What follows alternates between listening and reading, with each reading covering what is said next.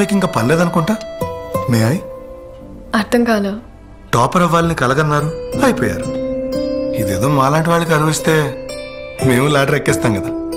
Lift లో పైకి ఎక్కేసి లాడర్ అంటే ఏంటి? నాకు hello guys, welcome back to my channel. నేను మీరు ఇప్పుడు అందరు ఎలా ఉన్నారు? బాగున్నారా? శ్రీ చైతన్య కాలేజ్ ఆల్మోస్ట్ తెలంగాణ ఆంధ్రప్రదేశ్ లో మామూలు హైప్ ఉన్న కాలేజ్ కాదు అది. ర్యాంకులు మావే మావే మావే 1, 2, 3, 4 ఇలా ఎన్ని అయితే చేస్తారో దానికన్నా ముందు అది పక్కకు పెడితే మనం రీసెంట్ గా వస్తున్న ఇష్యూ మామూలు ఇష్యూ కాదు. అసలు కొట్టడం ఏంటి భయ్యా? అసలు కొట్టడం ఏంటి? నిజంగా ముసుగులు వేసుకొని మరి కొట్టడం ఏంటి? అది కూడా లేడీస్ హాస్టల్, లేడీస్ ఉండే రూమ్స్, ముసుగు వేసుకొని మరి లక్షల లక్షల ఫీజులు కట్టి పిల్లలకి చదువు చెప్పండి రా అంటే వీళ్ళు చేస్తుంది ఇది. మరి రిటర్న్ గా వచ్చి వాళ్ళ పేరెంట్స్ క్వశ్చన్ చేస్తే వాళ్ళ పైన విరుచుకోపడడం, డబ్బులు ఇచ్చి మరి కొట్టించుకోవడం అంటే ఇదేనేమో. ఒక పిల్ల చాలా డేర్ చేసి చెప్పింది, నిజంగా కొట్టడం ఏంటి?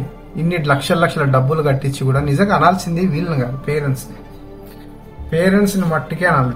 అలా తప్పేం కాదు. ఎందుకంటే మీరు చదువుకున్న టైంలో మీరు చదువుకున్న ఎడ్యుకేషన్ ఎలా ఉండనో మీకు తెలుసు. ఇప్పుడు ర్యాంకుల కాలం, హడావిడి, మీకు అన్ని తెలిసి కూడా ఇలా ఇప్పుడు ఏంటంటే ఇది పబ్లిక్ గా అయిపోయింది. వాళ్ళు స్ట్రింగ్ ఆపరేషన్ చేస్తే అక్కడ ఉండే రూములు కూడా నిజంగా సరిగా లేవు. ఇన్ని లక్షల డబ్బులు మీరు కట్టి ఇదంతా చేసి పిల్లల్ని ఒక అల్లారు ముద్దుగా పెంచుకొని ఎవడో కొడితే ఎలా ఉంటది? అసలు ఎడ్యుకేషన్ సిస్టమ్ కూడా చాలా మార్చింది. పిల్లల మీద చెయ్యి కూడా వేయకుండా ప్రేమగా చెప్పాలని అన్ని తెలిసి కూడా ఇలా అవుతుంటే జిగుప్సగా ఉంది. ఇంకోటి దీనికి హైలైట్ మనం మాట్లాడుకుందాం. శ్రీలీల ఉంది కదా, మహానటి శ్రీలీల ఒక యాడ్ చేసింది. ఇప్పుడు శ్రీలీల దగ్గరికి వెళ్ళాను అందరు కలిసి. How is that possible? మీరు ఐఐటి ఎలా టాప్ చేశారు, నేను అలాగే. శ్రీ చైతన్య పర్ఫెక్ట్. వెళ్తే తెలుస్తుంది, డబ్బులు ఇస్తే ఏది పడుతుంది యాడ్ చేయడం. శ్రీలీల బాగా నటించింది.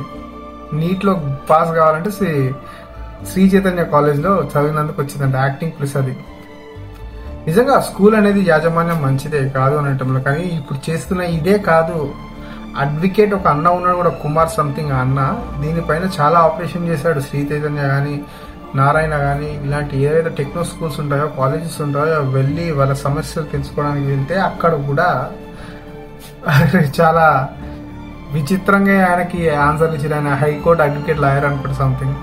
సో ఏంటంటే పేరెంట్స్ చాలా జాగ్రత్తగా గమనించండి. మీరు కూడా ఏదో ర్యాంకులు కొడితేనే జీవితం అలాగా అయితే ఉండొద్దు కదా. లైఫ్, చదువు అనేది నాలెడ్జ్, బతకడం అనేది ఐడెంటిటీ.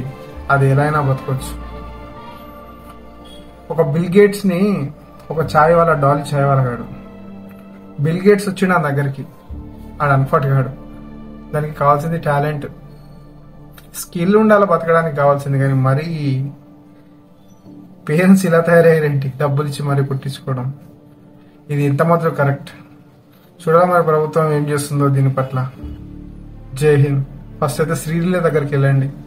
మేడం మీ యాడ్ చూసి ఎంతమంది మేము జాయిన్ అయినాం, మరి పరిస్థితి ఏంది ఇలా ఉందని.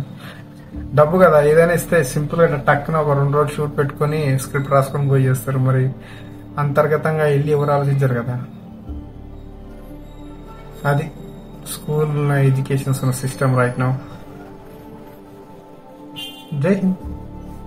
మీ సక్సెస్ స్టోరీ శ్రీ చైతన్యతో మొదలు.